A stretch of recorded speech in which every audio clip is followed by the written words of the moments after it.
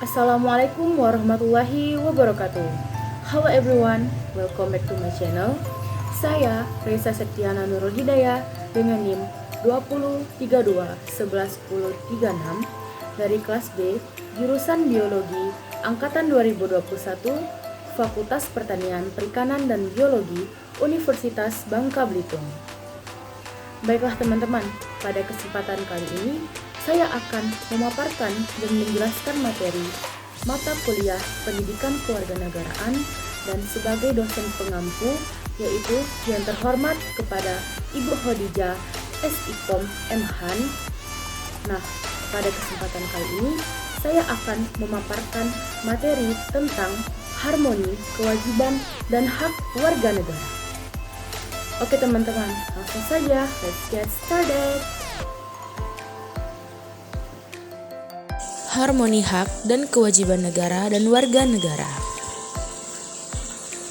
Sebelum mengetahui harmoni hak dan kewajiban ini sendiri, kita harus lebih dahulu mengetahui apa itu hak dan apa itu kewajiban.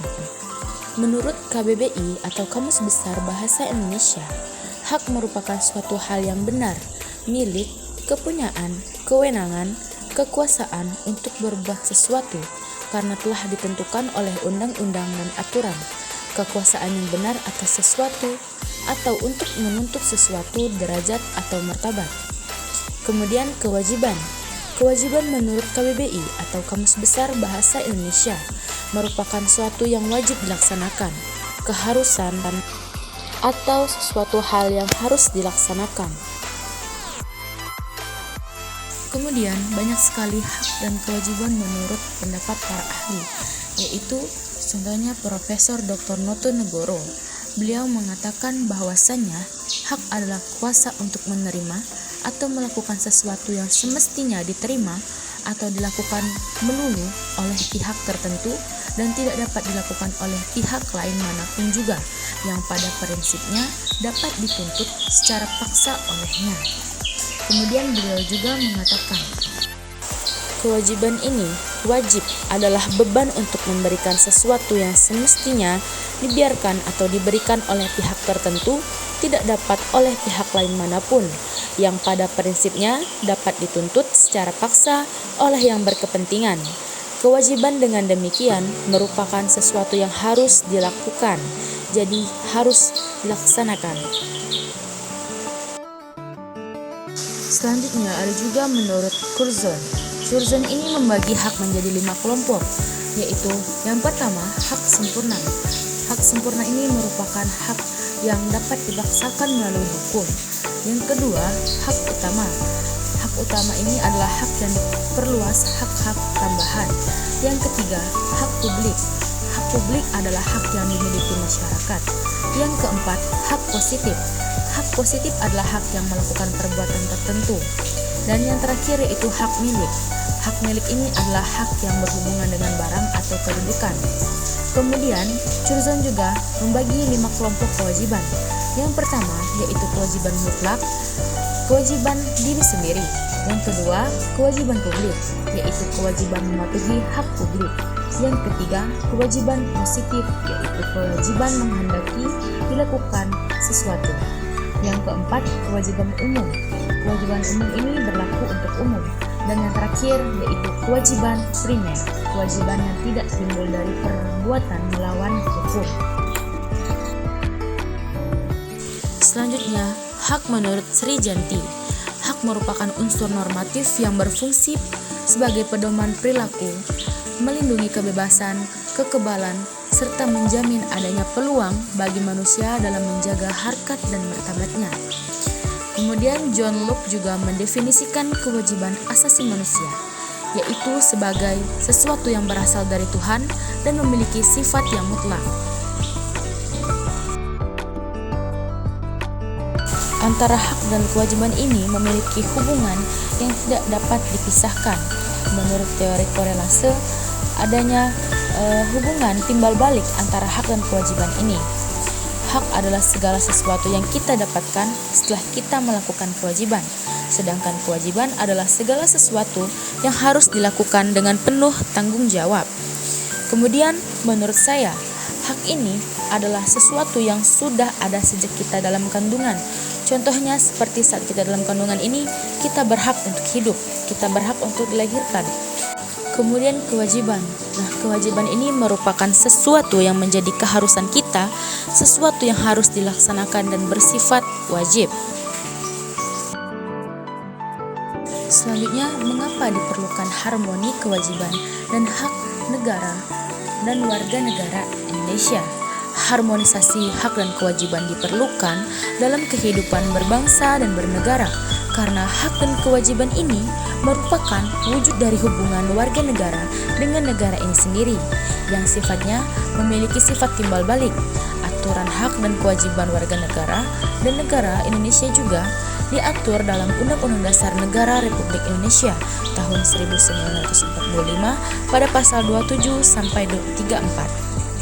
Perlunya harmonisasi ini bagi setiap warga negara tidak boleh hanya menuntut haknya, namun harus juga melakukan apa yang sudah menjadi kewajibannya sebagai warga negara. Kemudian, harmoni hak dan kewajiban di Indonesia. Hak dan kewajiban warga negara dan negara Indonesia diatur dalam Undang-Undang Dasar Negara Republik Indonesia tahun 1945, mulai dari pasal 27 sampai 34. Termasuk di dalamnya ada hak-hak asasi manusia dan kewajiban dasar manusia. Pengaturan akan hak dan kewajiban tersebut bersifat garis besar yang penjabarannya dituangkan dalam suatu undang-undang. Kemudian, harmoni hak dan kewajiban ini memiliki 3 sumber, yaitu sumber historis, sosiologis, dan sumber politik.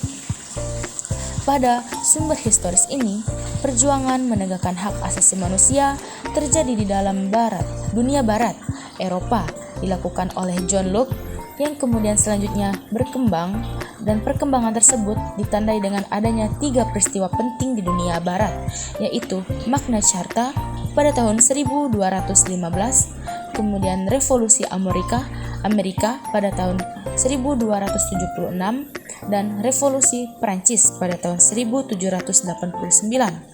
Nah, pada Revolusi Perancis ini adalah bentuk perlawanan rakyat Perancis kepada rajanya sendiri yang telah bertindak sewenang-wenang dan absolut. Dalam perkembangannya, pemahaman mengenai HAM makin luas.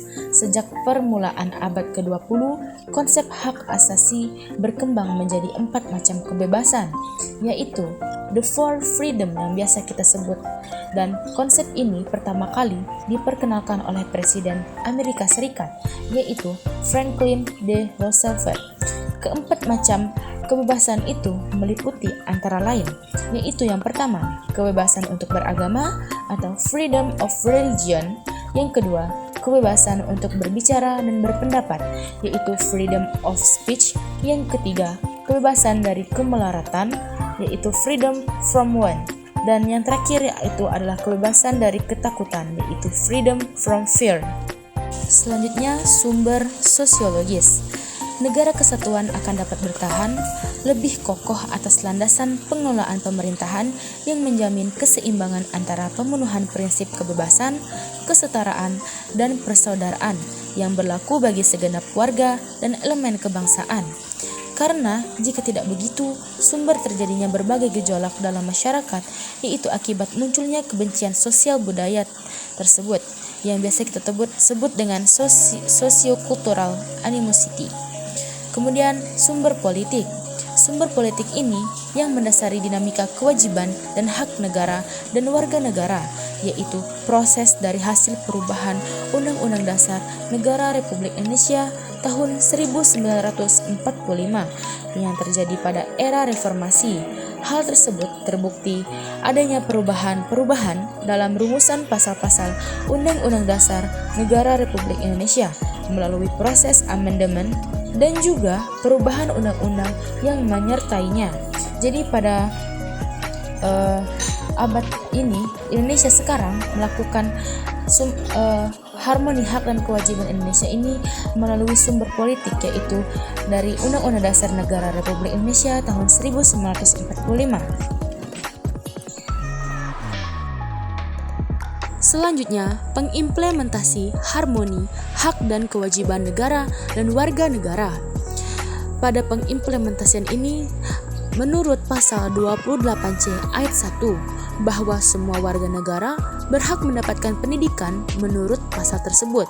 Setiap warga negara memiliki hak untuk meningkatkan kualitas diri.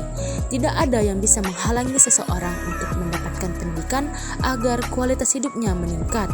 Jadi, pada pasal ini kita memiliki hak untuk kita menjalankan pendidikan kita, untuk kita menuntut ilmu. Kemudian pengimplementasian yang selanjutnya yaitu pada pasal 28J ayat 1, warga negara wajib menghormati hak asasi manusia. Setiap warga negara tidak boleh memaksakan kehendaknya dan melanggar hak orang lain. Setiap warga negara wajib menghargai hak asasi orang lain dan tidak melakukan ancaman apapun. Jadi kita harus menghargai hak asasi orang lain. Contohnya pada musyawarah mufakat, kita harus menghargai pendapat orang lain. Kemudian yang selanjutnya yaitu membayar pajak dan mendapatkan fasilitas dari negara. Nah, kewajiban kita yaitu membayar pajak dan hak kita yaitu mendapat fasilitas dari negara. Jadi sudah muncul arti kata, sudah ada timbal balik antara warga negara dengan negara. Nah, jadi dengan adanya kita membayar pajak, kita akan mendapatkan banyak manfaat, yaitu kita dapat menggunakan fasilitas dari negara tersebut, seperti pada slide berikutnya. Dengan adanya kita melaksanakan kewajiban kita yaitu membayar pajak, kita akan mendapatkan manfaat dari pembayaran pajak yang telah kita lakukan. Nah, dari manfaat tersebut yaitu salah satunya mendapatkan fasilitas dan infrastruktur. Kemudian kita mendapatkan subsidi pangan dan BBM. Yang ketiga, kita mendapatkan transportasi massal atau transportasi umum yang diberikan oleh pihak negara yang dapat kita lakukan, yang dapat kita gunakan secara umum. Kemudian kita akan mendapatkan pelayanan kesehatan dan kita mendapatkan pendidikan, kita mendapatkan pertahanan dan keamanan dari negara kita, dan kemudian kita akan mendapatkan penegakan hukum yang berkeadilan, dan yang terakhir kita dapat mendapatkan kelestarian lingkungan hidup. Nah, namun dari hal tersebut,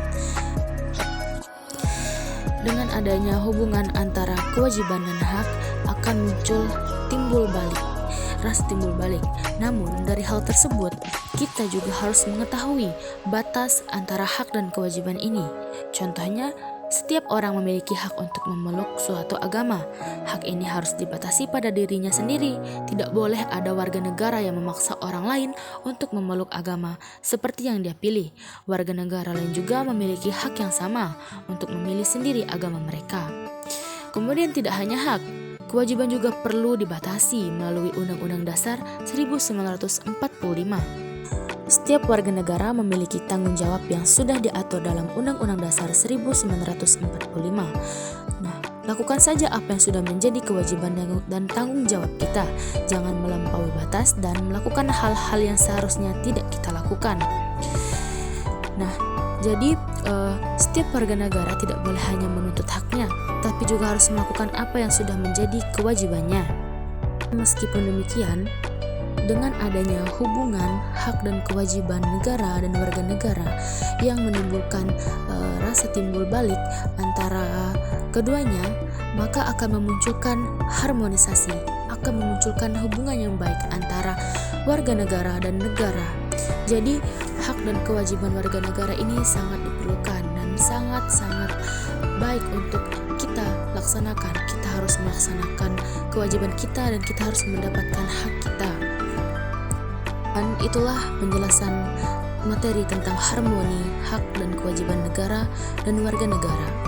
Saya Resa Septiana Nurul Hidayah dengan NIM 232111036 mengucapkan terima kasih kepada teman-teman. Semoga apa yang saya sampaikan dapat bermanfaat bagi kita semua.